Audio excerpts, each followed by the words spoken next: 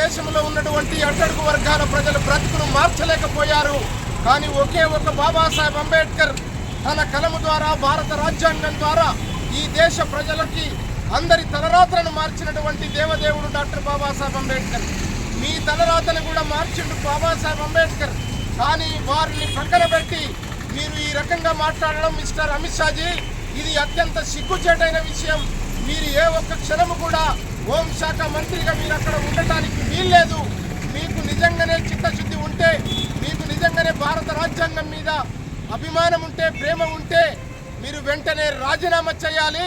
ఈ దేశంలో ఉన్నటువంటి ప్రజలందరికీ బహిరంగ క్షమాపణ చెప్పాలని చెప్పి ధర్మ సమాజ్ పార్టీగా మేము డిమాండ్ చేస్తూ ఉన్నాం.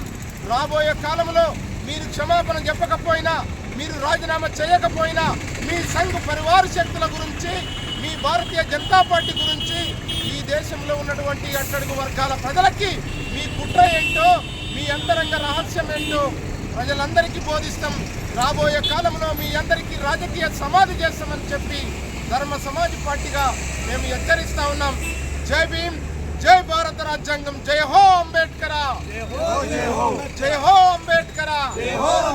ఖబర్దార్ మనవాద శక్తులారా, ఖబర్దార్ రాజ్యాంగ వ్యతిరేక శక్తులారా.